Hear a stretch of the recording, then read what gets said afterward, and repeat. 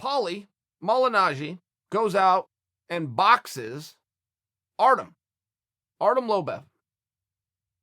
This fight, I had many different feelings on this fight. Going into this contest, right? Artem is such a tough guy. He's such a courageous guy. He gets teased often for his record, which is basically 500. He's like 15-15 all in, somewhere right in there. But if you go and look at who he fought, and you go and look at the fights themselves, they were all competitive. They were all super hard fights, and he was in them. And a lot of times he was coming out with the silver medal, but he was in them. So it was always really tough to know, how good is Artem? Just how good is he? I mean, when he's in there fighting former world champions, he's losing, but boy, he's competing well. Where exactly would he rank? Where do his skills lie if he was to have a more normal schedule? A number 15 guy here or there, a number 12 guy every now and again, a number 7 guy, number 6 and 5 and 4. Sure, you're going to have some of those, but then you slide him back to a number 8 guy. Who knows? How the hell good is he? Who knows? Pretty good. Very tough. But he's going to go box a former 2-time world boxing champion in boxing. By the way, a sport that Artem has never done and is not a boxer. When I say he's never done it, was his second time. So this one was pretty obvious how this was going to go, unless boxing is just BS to start with. And I've always had that fear. And when I speak about boxing, I speak about it very negatively. But that's because boxing has scorned me. Boxing let me down. Boxing is my second favorite sport. I love it.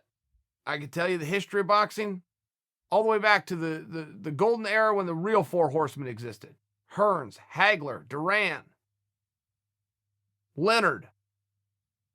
That's really when I started to become a boxing fan and a bit of an expert on the sport, at least the history of it. And as a fellow boxer, but it has let me down time and time again. Time and time again, I am faced with the same question of, is this even a real sport? I love it, but nobody does it. Nobody participates in boxing. I was 28 years old when I met my first boxer. 28 years old. I had been fighting since I was 19. Had my first fight as an amateur at 19. So I lived in that circle. I lived at the Olympic Training Center for 6 months, of which had a boxing program. I just never met one. I never went to school with a guy. I never lived in a neighborhood with a guy. Nobody in my family had ever boxed. The closest I would get is every now and then I'd run into somebody who spent some time down at a boxing gym. That had happened to me. But as far as meeting a man who on a Saturday night at some point in his life put in a mouthpiece and put on the gloves and stepped into the squared circle, I was 28 years old. His name was Clayton Hires. First man I ever met who had boxed, which does beg the question, is this even a real sport? I grew up hearing about the Muhammad Alis and the Joe Frazier's and the Kenny Nortons. I grew up watching the Mike Tysons of the world, and I was impressed, and I had fun, and I believed it, and I bought it. But there was also a time in my life when I expected a great big man with bells on to come down the chimney on December 25th. And there was a time in my life when I thought Hulk Hogan leg dropped you couldn't get up till the 3 count was over. So I've always wondered, have I also been duped into boxing? Because if I look at it by the numbers, how in the hell hard is it to be the best in the world or top 10 in the world in a sport that 10 other people don't do? If you want to be a top 10 boxer in the world, raise your hand. Be able to fog a mirror and you'll fall somewhere into that rating. There aren't 10 other guys that do it. I'm just saying, do I trust that Joe Frazier had an amazing skill set? Yes, I do. Perhaps I'm naive. Do I trust that Muhammad Ali had a great skill set and that Mike Tyson had a fantastic skill set and these guys were real athletes that worked hard and went out there and competed and dug deep and sacrificed and performed when the lights were on? Yes, I do believe that. Perhaps I am naive. Perhaps I am. Because a number of years ago, I watched a guy named Floyd Mayweather, said to be the greatest of all time to have ever done it and without question the greatest of his generation, take on a guy named Conor McGregor who had never done it before. A guy who had never lost at doing a sport took on a guy who had never done the sport. And he got his ass kicked. Now he did some ass kicking right back, and Mayweather won the fight, but he never put Conor down.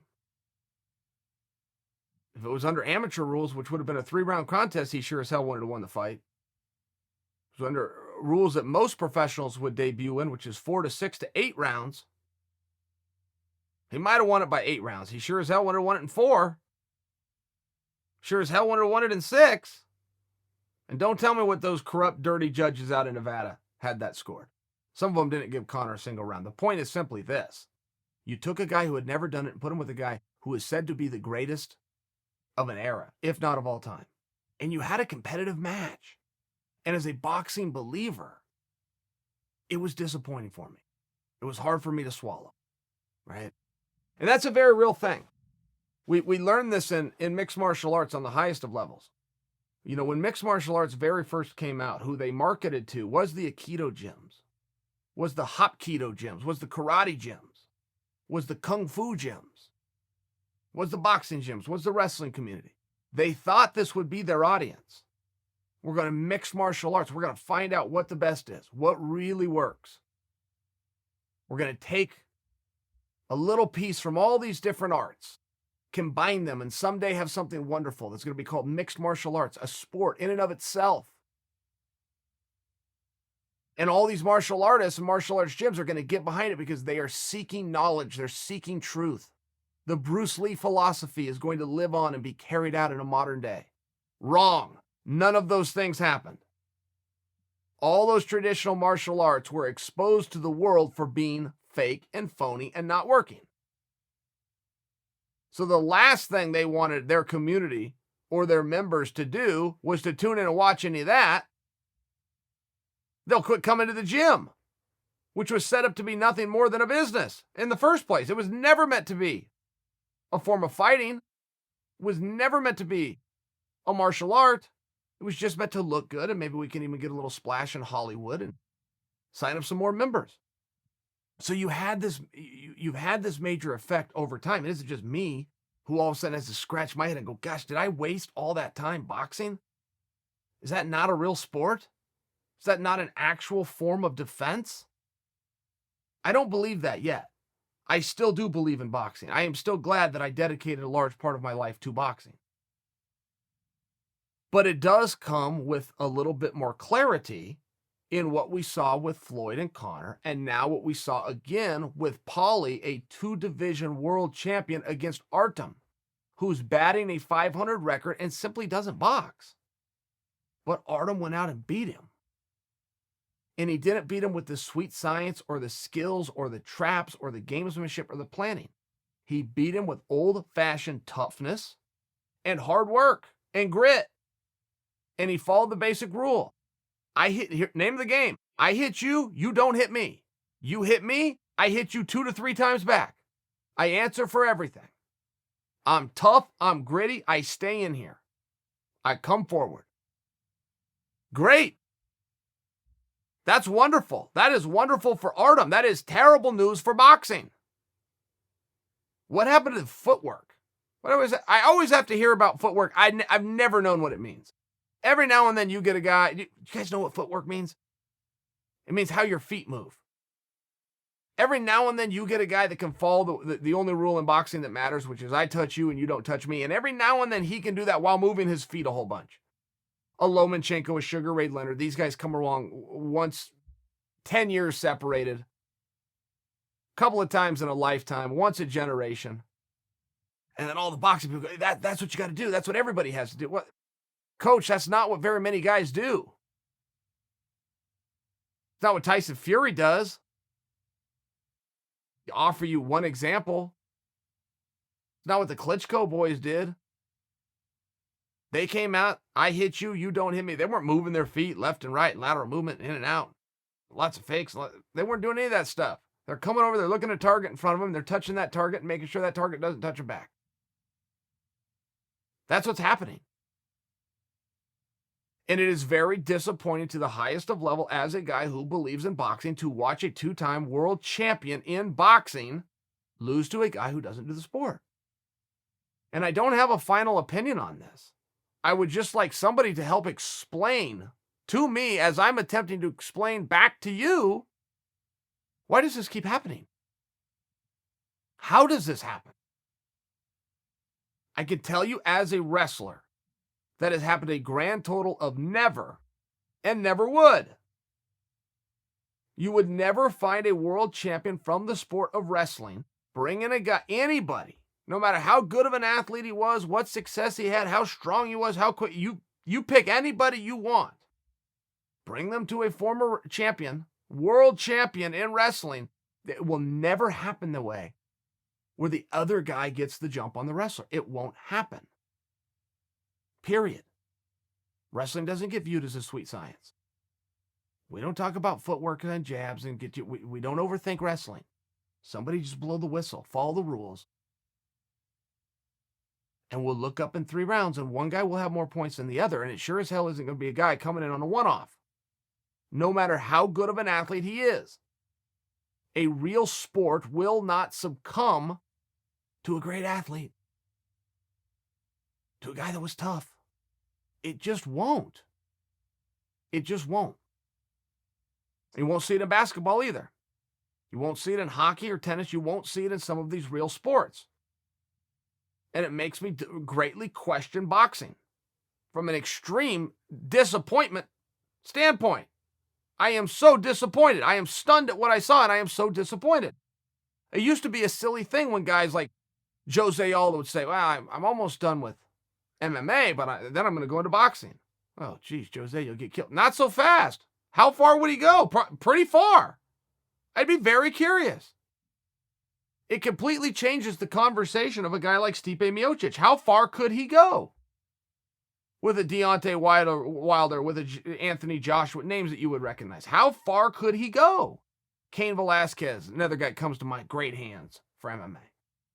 Great chin, great endurance. How far could he go? I'd have said he shouldn't even leave the locker room. He shouldn't even sign the contract. He shouldn't even be issued a license. That's what I would have said prior to seeing Conor push the greatest that sport's ever produced to his absolute brink for over 30 minutes. Regardless of the robbery the judges were getting ready to do to him. I saw the fight and so did you. Conor never went down. Then Artem goes out and takes out Paulie. Shocking. Many people think that boxing is not contested in the junior highs and the high schools because it's a violent sport. They're wrong. That's not what the administrative departments say. That's not what the athletic departments or the principals say, or the boosters clubs or anybody else. They say we're not going to contest boxing because boxing isn't real. It lacks a competitive architecture. The only reputable organization on the face of the planet that can test boxing and recognize it as a real sport is the International Olympic Committee.